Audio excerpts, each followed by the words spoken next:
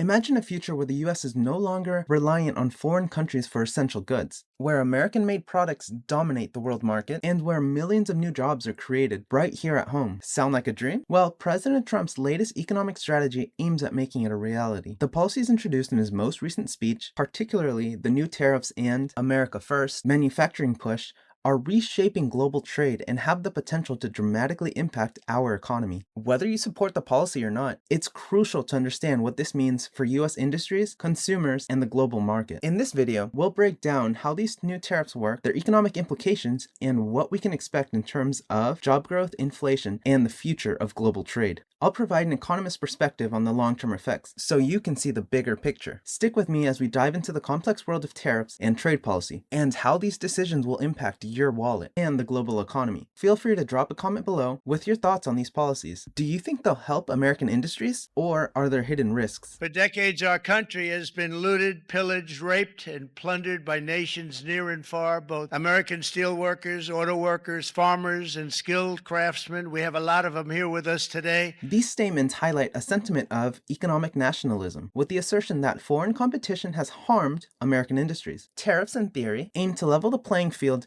by addressing trade imbalances and fostering a resurgence of domestic manufacturing. Economists often cite the potential for job creation and economic growth in certain sectors, such as steel and automobile manufacturing, as a result of reducing reliance on cheaper foreign import. However, economic theory also warns us that protectionism can lead to inefficiencies. While some industries may thrive, others, particularly those relying on global supply chains, could face higher costs, potentially harming consumers. This is a classic example of the trade-off in economic policy. Protect one sector while potentially harming others. In a few moments, I will sign a historic executive order instituting reciprocal tariffs on countries throughout the world. Reciprocal, that means they do it to us and we do it to them. The concept of reciprocal tariffs plays into the idea of fairness in global trade. Economists generally agree that one-sided trade practices can distort competition, which is why reciprocal tariffs might be seen as a move to restore balance. However, it's important to consider the retaliatory action these tariffs might provoke. For example, if other countries follow suit and impose tariffs on US exports, this could lead to a trade war, with negative consequences for American businesses, especially in sectors like agriculture and technology. From an economic standpoint, a trade war can escalate costs for all parties involved, disrupting global supply chains and increasing consumer prices. The ultimate goal is to find a balance that maximizes the benefits of fair trade without causing significant economic harm. Jobs and factories will come roaring back into our country, and you see it happening already. We will supercharge our domestic industrial base. We will pry open foreign markets and break down foreign trade barriers. And ultimately, more production at home will mean stronger competition and lower prices for consumers. One of the primary economic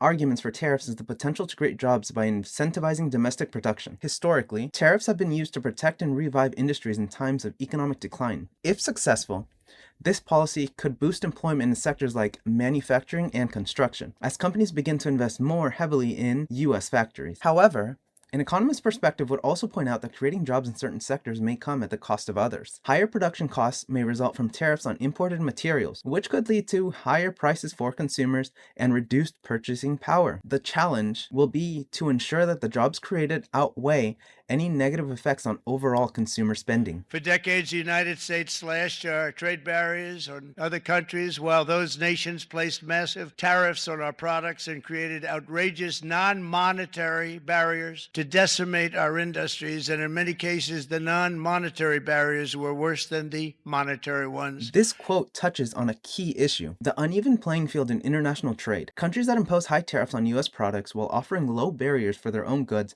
create a lopsided trade dynamic. This has been a concern for US economists, as it can lead to job losses and a shrinking industrial base in the United States. By imposing reciprocal tariffs, the goal is to reduce this imbalance.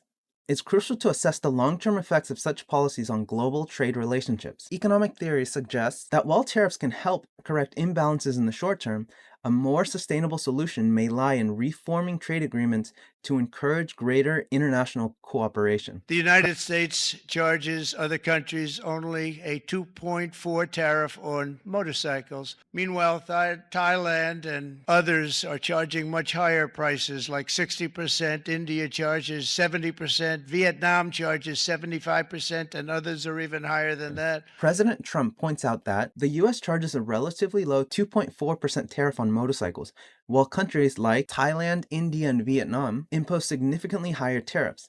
This highlights the trade imbalance and the higher barriers American products face in these markets. From an economic standpoint, these higher tariffs can make it more difficult for US manufacturers to compete internationally, potentially driving up costs for consumers and prompting calls for policies that level the playing field. We will impose a 25% tariff on all foreign-made automobiles. And for these reasons, starting tomorrow, the United States will implement reciprocal tariffs on other nations. This decision, specifically targeting the automobile industry, is a bold move to protect American car manufacturers. The 25% tariff on foreign-made cars aims to make domestically produced vehicles more competitive by increasing the price of imported alternatives. This could lead to more American cars being sold, benefiting U.S. workers in the automotive sector. However, this also raises questions regarding the price elasticity of demand. Economists would anticipate that some consumers might turn to alternative options, such as electric vehicles or used cars, as foreign vehicles become more expensive. The economic impact could vary significantly depending on how well U.S. automakers are able to meet demand and produce vehicles at competitive prices. If you look at that, China, first row, China, 67%. That's tariff charged to the USA, including currency manipulation and trade barriers. So President Trump points out that China charges the US a 67% tariff, which includes not only direct tariffs, but also factors like currency manipulation and trade barriers. This high percentage underscores the challenges American businesses face when competing with Chinese products. Economically, this highlights the broader trade imbalances and the potential need for policies to address unfair trade practices that can undermine US industries and create long-term economic consequences. To any company that objects to our common sense reciprocal tariffs, again, reciprocal, back and forth, back and forth. Kind reciprocal. This is not full reciprocal. This is kind reciprocal. What we do is we cut it in half. We charge them. My answer is very simple if they complain. If you want your tariff rate to be zero, then you build your product right here in America, because there is no tariff if you build your plant, your product in America. This segment introduces an incentive-based approach. If foreign companies wish to avoid tariffs, they must build their products in the US. This Build in America policy seeks to stimulate domestic manufacturing and job creation. From an economic perspective, such policies could create a potential positive feedback loop where companies that invest in the US production bring jobs and innovation, which in turn fosters further economic growth. However, it is important to evaluate whether this approach can be sustained in the face of global competition. Companies may weigh the costs of setting up manufacturing plants in the US against the potential savings from lower tariffs. If domestic production proves more cost-effective, this could lead to a long-term increase in US manufacturing capacity. If not, companies may seek alternative ways to mitigate the impact of tariffs. Groceries went through the roof, and I campaigned on that. I talked about the word groceries for a lot, and energy costs now are down, groceries are down, gasoline is way under $3, and people are beginning to be able to buy things and live again. One of the immediate economic benefits of tariffs, as outlined here, is the reduction in costs for essential goods, such as energy, groceries, and gasoline.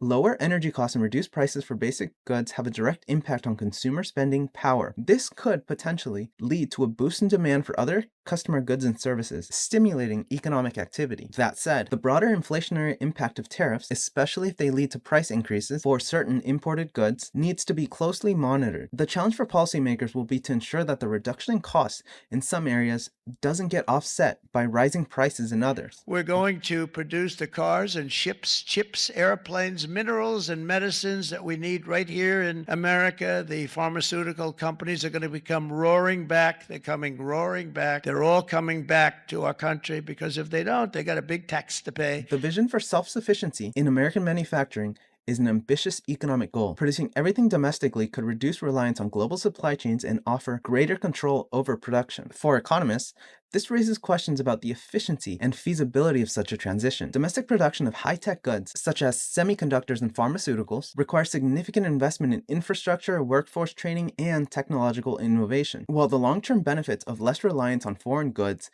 are appealing, the short-term challenges, such as rising production costs and potential disruptions in supply chains, cannot be ignored. So in conclusion, while the move to impose reciprocal tariffs and incentivize domestic production presents a bold strategy for reinvigorating American industry, its economic impacts require monitoring. Tariffs can drive short-term job creation and protect key industries, but they also carry the risks of inflation, retaliation from trading partners, and inefficiencies in global trade. As this policy unfolds, the ability of U.S. industries to remain competitive on a global scale will be the key factor in determining its success. So we've seen how reciprocal tariffs could spark a new era of American manufacturing and job creation, but they also carry risks of inflation and trade tensions. The key takeaway here, these policies are a bold experiment in rethinking trade and could reshape the future of global economics. If you found this breakdown valuable, subscribe and hit that like button. Also, share it with friends and leave your thoughts in the comments below. I'd love to hear your perspective on these policies. Are they the right move for America's future? Let's keep the conversation going. If you're passionate about understanding how economic decisions like these affect everyday life, make sure you subscribe and join our community. Let's continue discussing the big economic shifts happening around the world. Next week, we'll dive into how trade policies could impact global supply chains and specific industries. Don't miss it. Thanks for watching, and I'll see you in my next video.